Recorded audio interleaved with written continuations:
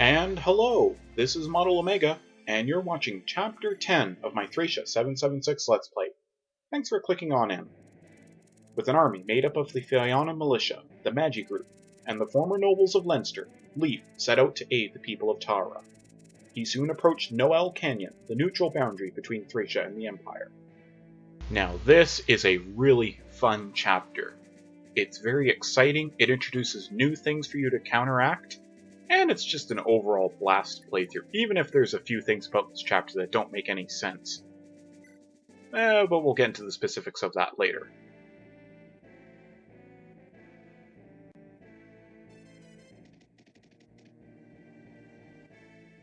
General Largo, is everything under control? Ah, Lady Olwen, are you on surveillance again today? It must be hard coming all the way up to a dull place like this every day. They are General Kemp's orders. He only gives such orders to Lady Olwen. He must have some kind of grudge. Well, Fred, I actually prefer going outside than being trapped in Dandrum Fortress. I won't have to see Kemp's vile face that way. Ha ha ha, harsh words. Still, General Kemp is a bad apple, so to speak. He was born in nobility and has his future set out for him, but he's not a man to look up to. He's jealous of General Reinhardt's fame and takes it out on you, his sister. Disgraceful, if you ask me. General Kempf thinks my brother is his rival. Well, they are about the same age, and they were both made generals rather young. I understand how he feels, but my brother doesn't think of him as a rival at all. That's probably also part of the reason General Kempf doesn't like him. Why? Oh, you don't understand? Perhaps you're still too young. Well, anyway, why don't you stay a while if you're not too busy? Yes, I shall, thank you.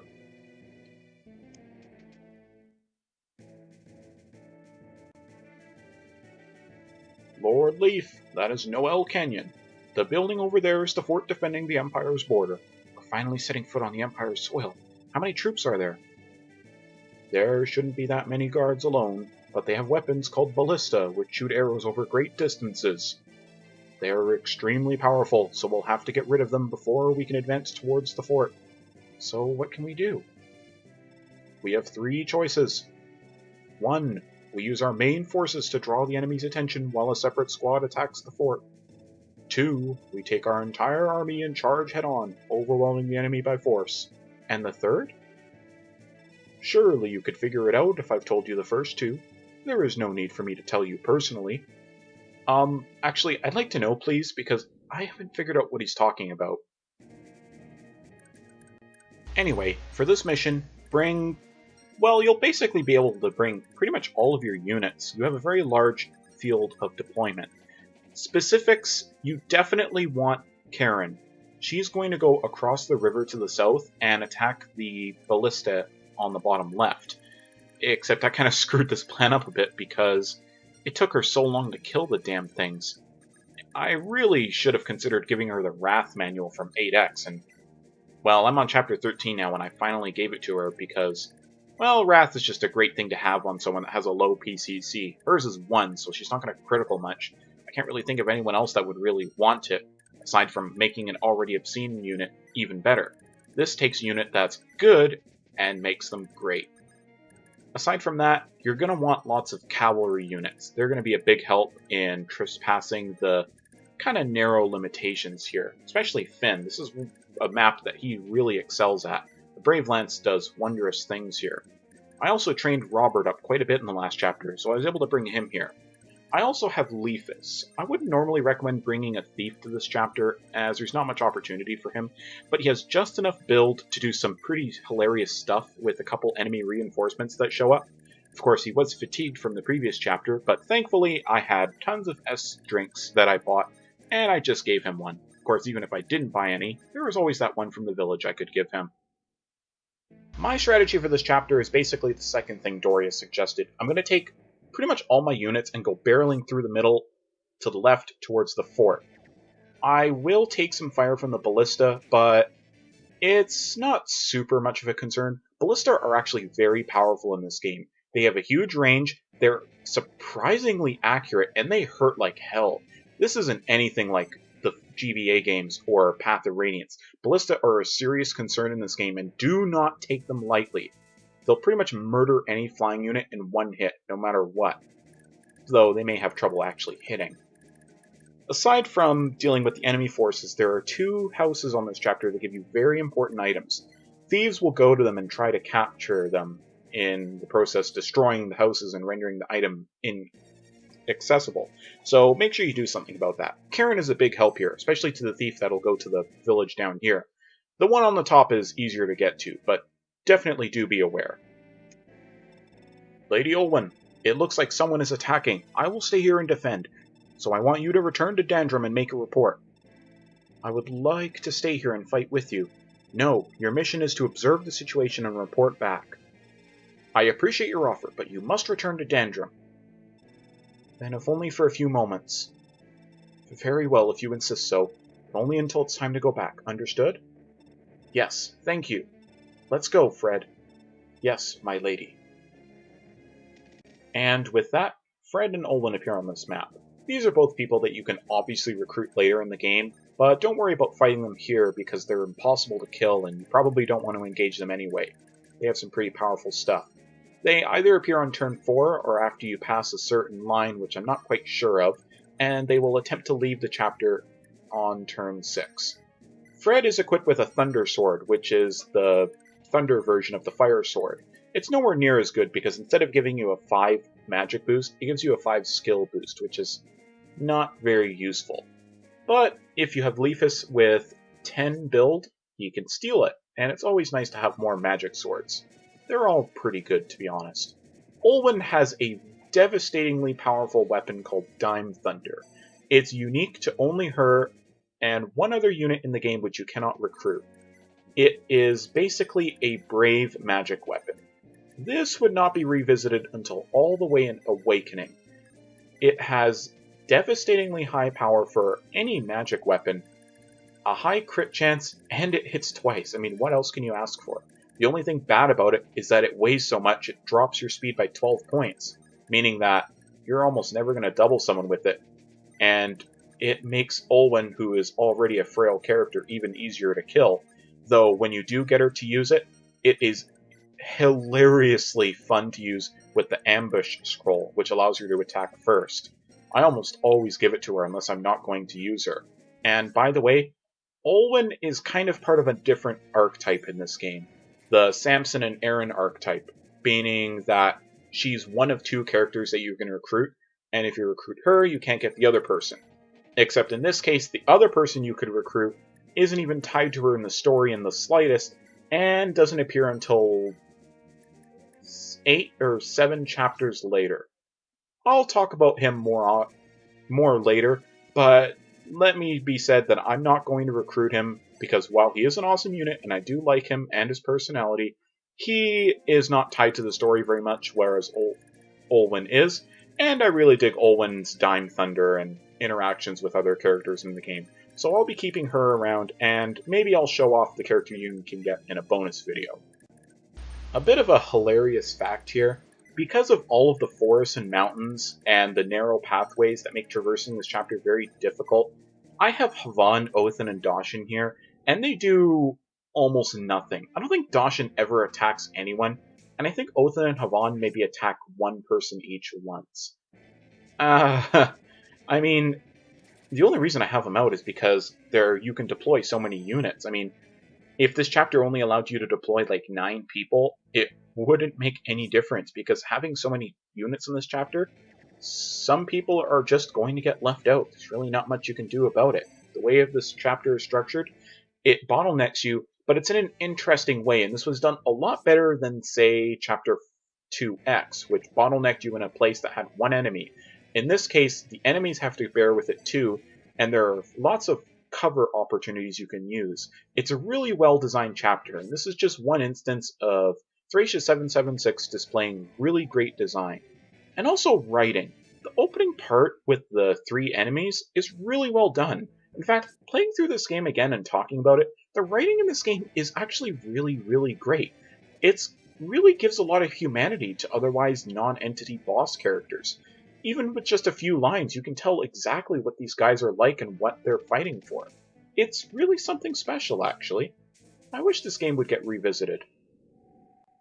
I'm realizing that I may have made a bit of a judgment error in sending Karen down to the village right away instead of just having her leave, but if I had had her remount, she would have been killed by the ballista probably on her turn.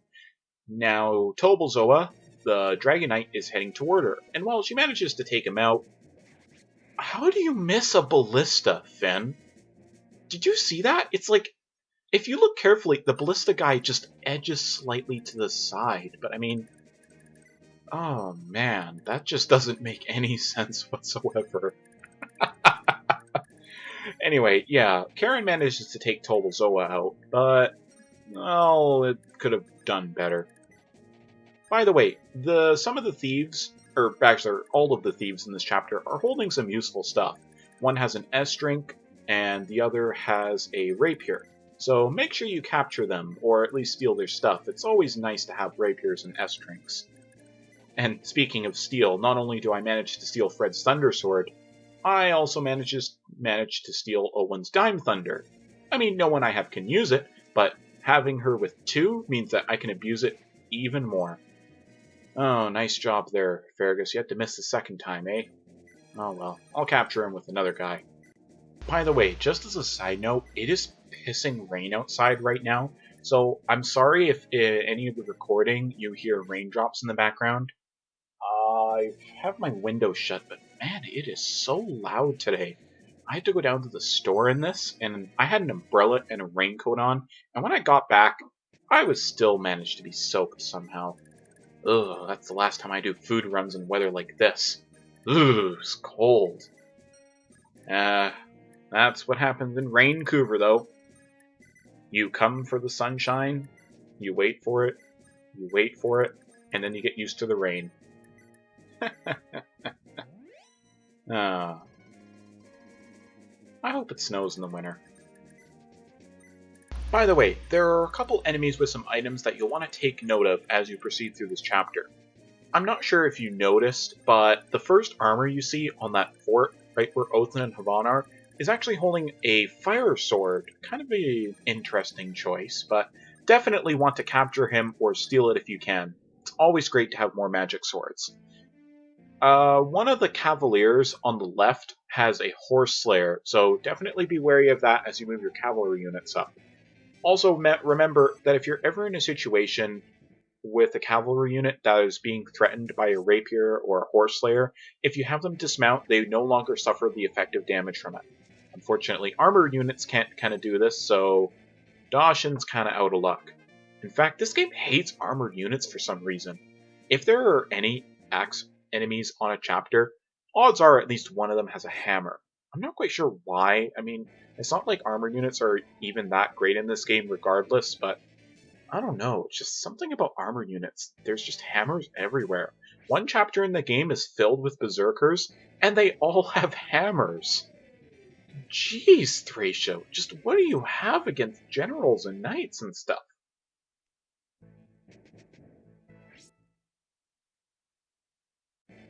Karen's strength is low, so she doesn't do much damage to these guys outside of crits, but thankfully her avoid is so high that these guys barely have a chance to hit her. This is partially due to the fact that she is in a forest, so she has an evade bonus, but still, I mean, come on. And I haven't mentioned this, but I should also point out that flying units don't receive tile bonuses. If flying units on a throne or on a gate or a forest, they only will get a HP regen. And holy cow, Karen just took Tobalzoa out no problem. That was just damn impressive. Did you see that? Just dodged that and went bam, bam, 2 crits, took him out like a boss. Oh, I'm telling right away, Karen is going to be one of my MVPs this run. No doubt about it. But anyway, in regards to weapons, aside from those, there's really nothing else that's worth stealing. I mean, the sword armors have their long swords, the lance armors have their long lances, and the bow armors have their long bows. It's nothing special. I should also talk about the ballista. They tend to be perched on mountains or forts or otherwise have high defense. So take note of that. Don't just send one unit to take them out, unlike what I did earlier, unless you have a plan or they're a magic user, because they can be surprisingly hard to take out. I mean, I had to have Finn use his Brave Lance to take one out. He wasn't able to do it in 2 hits with a regular weapon. By the way, in case you're wondering, I do plan on using the arena in this chapter a bit to level up a couple units. I plan to give some extra levels, mainly to Karen, but also to Brighton as well. I almost plan on making Brighton one of my main guys. His stats are kind of bad for his high level, but he was so close to promotion I felt that I would bring him all the way, and I ended up promoting him in the next chapter. The reason I'm inclined to do this is I noticed he had a C rank in swords, so he'll be useful even in the indoor chapters because his sword rank is that high. I mean, yeah, it sucks you can't use his primary weapon, but as long as you can use some weapons, that's okay with me. Any unit with Wrath is a good unit, so long as they don't turn up halfway through the game at level 1 with terrible stats. By the way, that's kind of describing a unit you can get, which I will not be getting because I'm not going to go down that route, but yeah, that's kind of one of the units in this game. Probably the only instance in which a character with Wrath is not good. That's the stats of me trying to capture someone that's standing on a fort. Probably not the best idea. These armors are not so much of a problem, but it's nice to have them out of the way so you can use the fort that the one on the bottom is standing on. It's very useful in helping to defend your main group from the Cavaliers, as well as Fred and Olwen.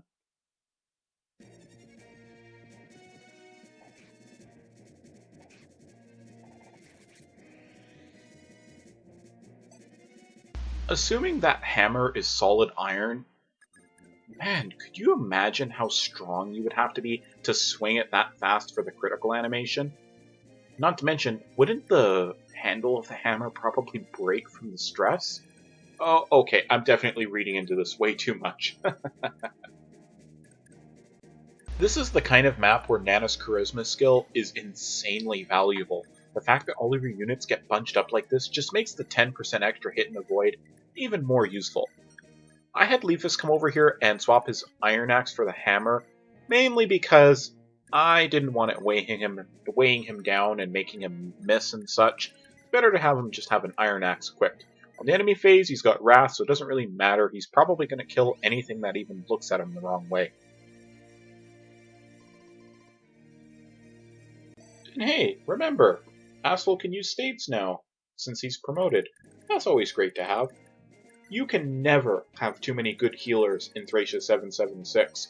Hell, one character you can recruit later in the game is a great character simply because he starts with A rank staffs. And also has 3 movement stars, but mostly because he starts with A rank and staffs. That's how good they are in this game. It's ridiculous. And it has just occurred to me that there is actually something I wanted to discuss about that I found a while ago. I was searching up for some info on this game, and I came across an absolutely fantastic Fire Emblem resource site. Even better than the wiki. This is an absurdly detailed project that outlays what every enemy should be equipped with, strategies for dealing with chapters, what is in houses and stuff. It's just an absolute magnificent site. The only thing about it is that the primary language is in Spanish, and there are a few pages, entire games that have had their sites translated to English. If you don't speak Spanish, you might need to run a Google Translator or whatnot. But if you're just looking for info on this game, this page is in English, so look for that. I'll leave a link to the site in the description. Any Fire Emblem fan should absolutely use the site if they're having trouble with anything. I can't believe I haven't heard of this place until now. It's just awesome. For some reason, ballistas seem to really love to target thieves. I don't know why. I mean, Leafus has pretty good evade against these guys. They'd probably get a better shot attacking Carrion or Leaf, but no, it's thieves and your Lord also that tends to get targeted a lot. And I swear, I almost had to restart this chapter here because Leaf got hit by the ballista, and then Olman came by and almost killed the poor guy, because if she had hit with both hits of Dime Thunder, he would have died, but thankfully he managed to dodge one. I mean, this chapter is kind of short in the long run, but I wouldn't have wanted to restart it anyway. I don't like restarting any chapter.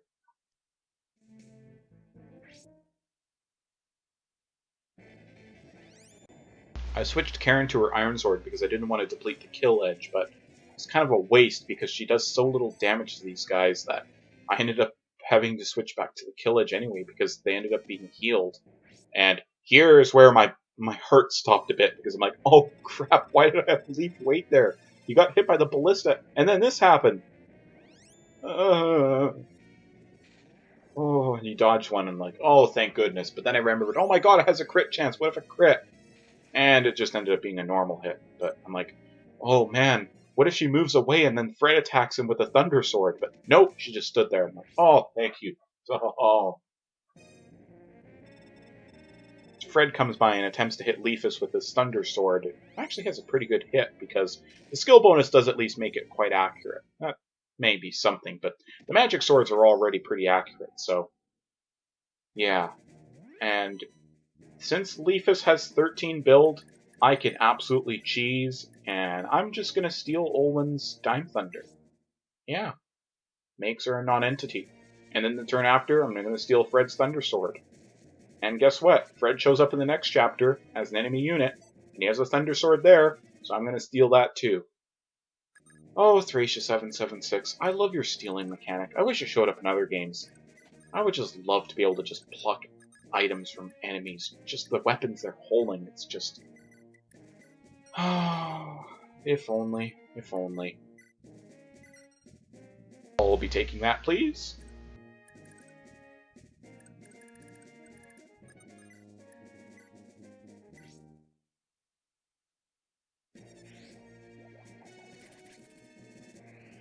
I still think that crit animation looks absolutely amazing.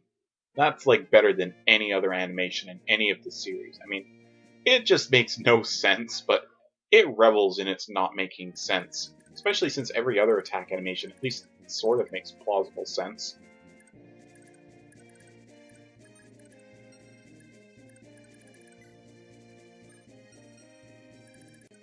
I should point out that all three of the magic swords do actually share identical stats, except for their, well, weapon type and the bonus they give being different.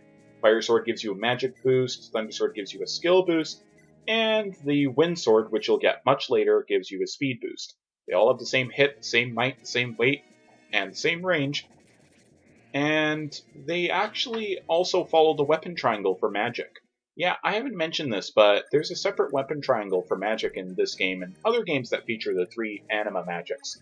Fire beats wind, wind beats thunder, and thunder beats fire. And when you're using the magic sword against at range, which is when the magic activates against a magic user, this also applies. And also, even though light and dark are in this game, it's not the same as in the GBA games or in Radiant Dawn. Light and dark don't counteract each other, and they're treated as being superior to all the anima magic. And also, I should point out that the Wind Sword does not deal effective damage against flying units for whatever reason.